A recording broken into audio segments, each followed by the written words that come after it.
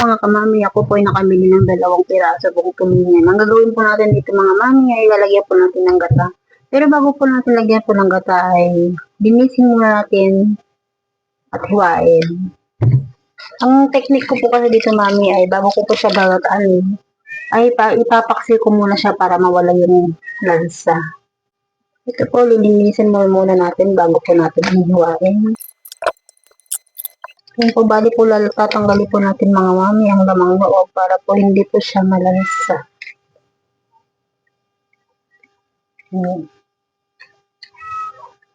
Kasi mami, pag ako po nagluluto talaga, tinatanggal ko po lahat ng lamang loob.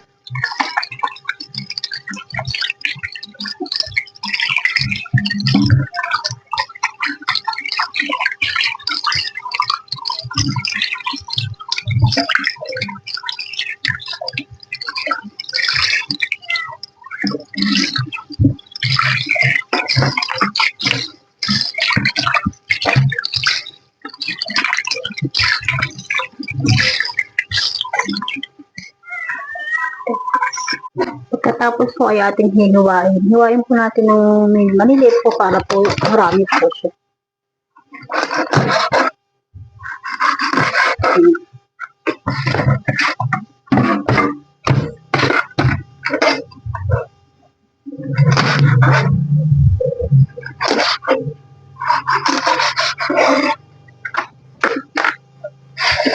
Yan, lilinisin po natin ulit para po matanggal po yung dugo-dugo po na natira po sa isda.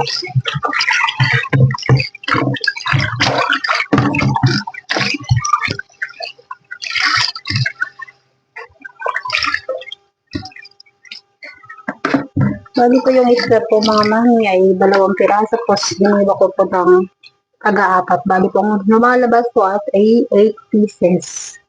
Bali po nilagyan ko pa ng luya sa ilalim tsaka sibuyas. So lalagyan po natin ng sibuyas sa ilalim bago po natin ilagay yung hiniwa po natin isda.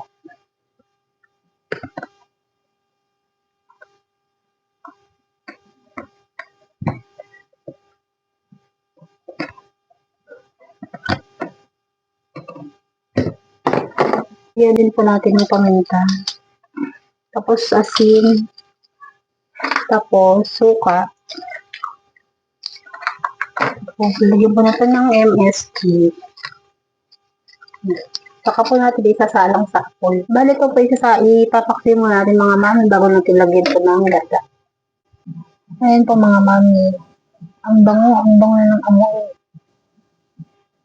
Ayan po mga mami, pwede na po natin ilagay ang talong. Bali ang talong po mga mami, ilagay po natin dito sa ibabaw. Paikot po.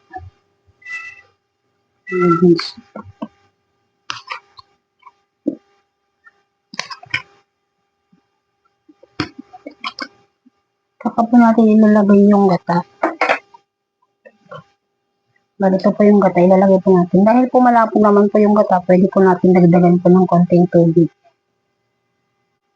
Saka po natin titimplahan po ulit. Ang nilagay ko na lang pong pampalasa yung nakapak maging sarap. Ang ganyan mga mami, tapos takpan po natin ng bahagya. Dahil po wala pa akong siling green, siling na buyo na lang po ang nilagay ko para medyo manghang-anghang po siya.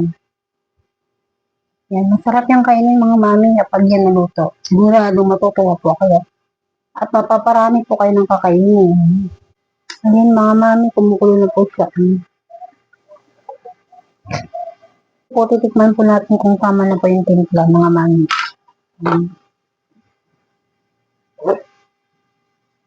Sarap na. Tamang timpla lang mga mami. Pero pag kayo naman ay kulang sa panlasa, pwede nyo lang po dagdagan. Mag-comment po sa baba kung saan lugar po kayo nakarating ang aking video. Yan, luto na po mga guys. Please like and share my YouTube channel. Tipid Recipe. Thank you for watching.